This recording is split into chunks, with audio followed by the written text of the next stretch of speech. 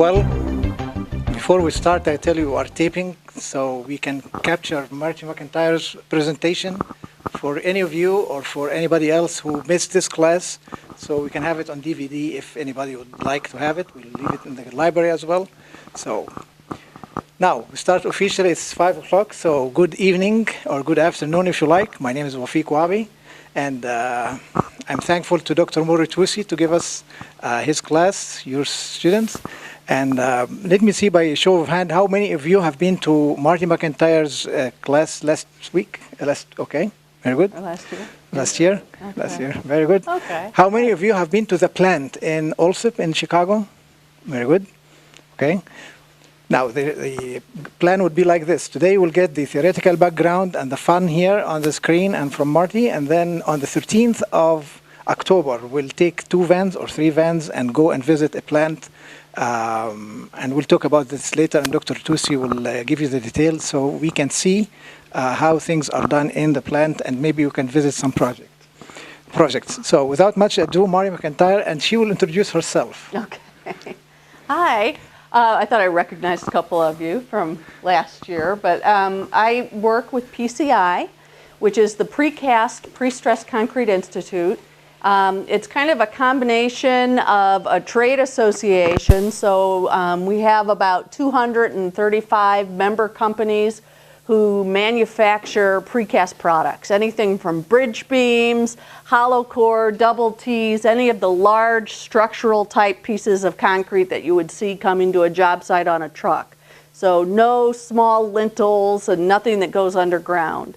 We're also an institute, which means we do a lot of work with universities doing research, product development, and kind of state of the industry work to kind of keep things up to speed.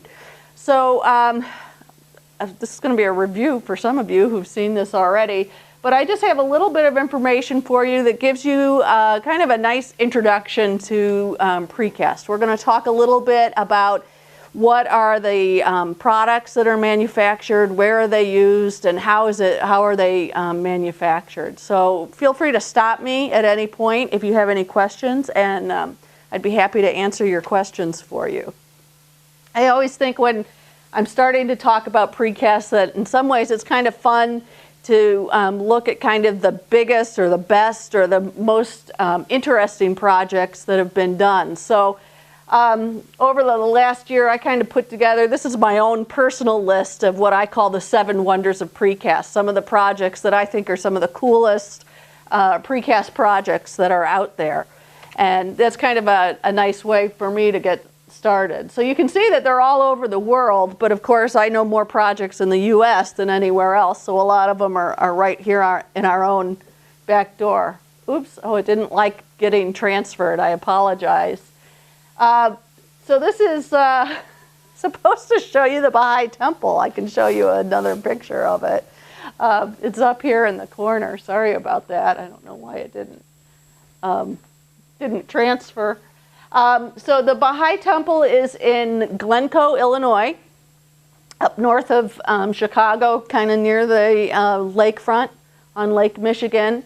And it was actually done in the 1920s through the 1930s. It took quite a while to build. And the entire skin of it is actually architectural precast. It was manufactured in New York and then shipped piece by piece to Glencoe. And you can see on the dome and in some of the other areas, and if you could see the pictures that I had put on my slide, you'd be able to see that, some of the intricate detail that you can actually get out of architectural precast. Then those are all put together and it can really withstand the test of time. So it does a nice job doing that. In some ways, manufacturing, yes? Would you please give us your definition of precast?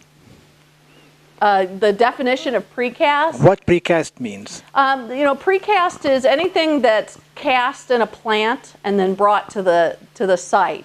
So it's cast out of concrete, and usually it's manufactured in some kind of formwork. In the case of the Baha'i Temple, it's specially designed formwork with all of those intricate details.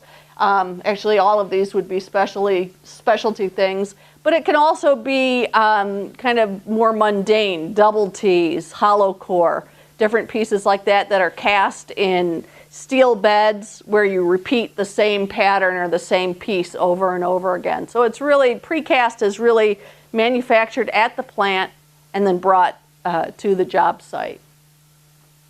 So in some ways, with architectural precast and what happened with the Baha'i Temple, precast has not changed a whole lot. If you had a client who was willing to pay that much money, put that much money into it, you could still get that kind of architectural precast and that same level of detail. I don't see a whole lot of clients looking for that, but that could happen.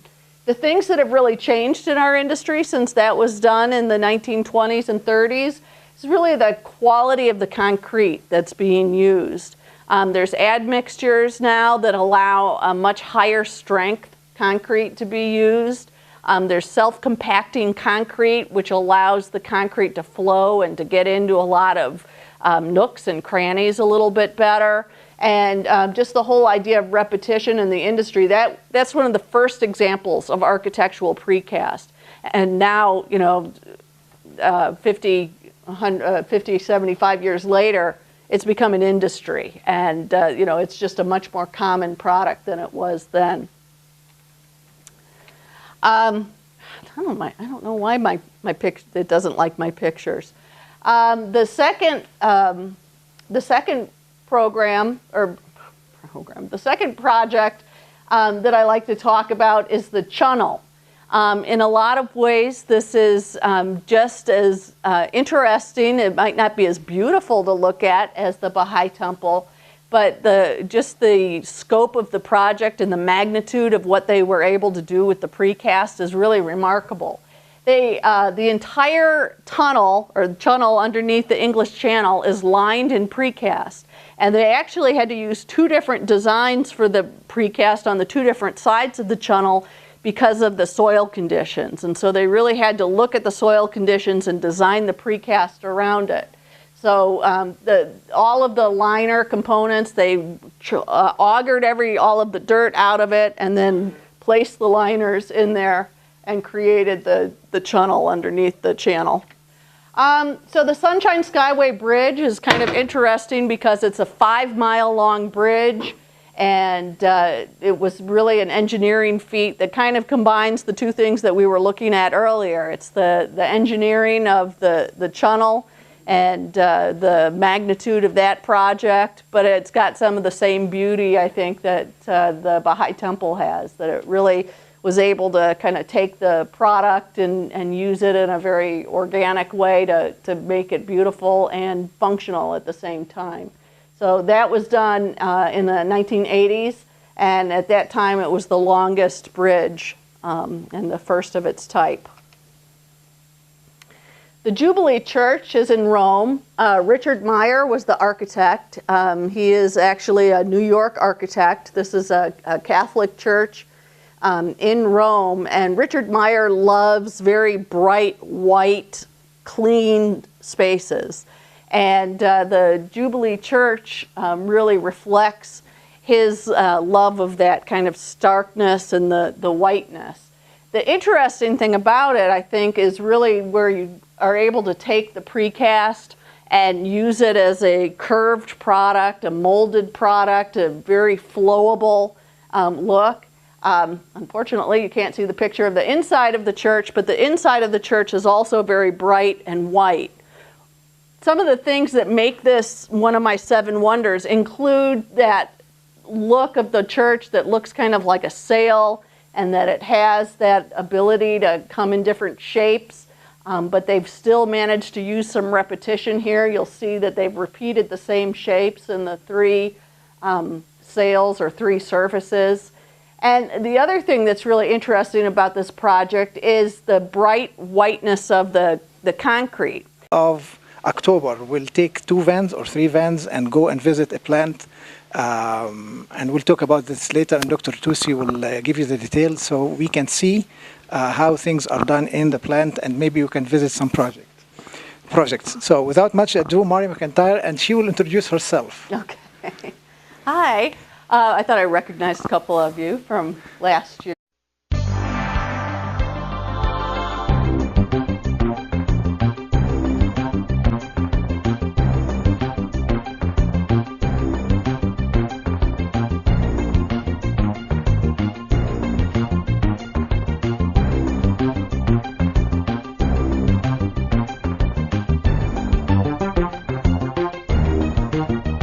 Capture Marty McIntyre's presentation for any of you or for anybody else who missed this class, so we can have it on DVD if anybody would like to have it. We'll leave it in the library as well. So now we start officially. It's 5 o'clock, so good evening or good afternoon if you like. My name is Wafiq Wabi, and I'm thankful to Dr. Moritwisi to give us his class, your students. And let me see by a show of hand, how many of you have been to Marty McIntyre's class last week? Okay, very good. Last year. Last year? Okay. Last year, very good. Okay. How many of you have been to the plant in Allsip in Chicago? Very good. Okay.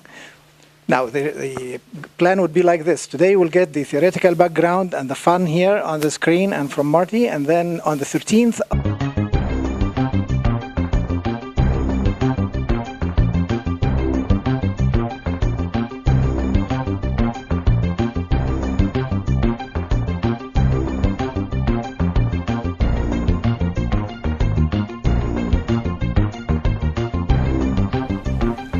well, before we start, I tell you our taping so we can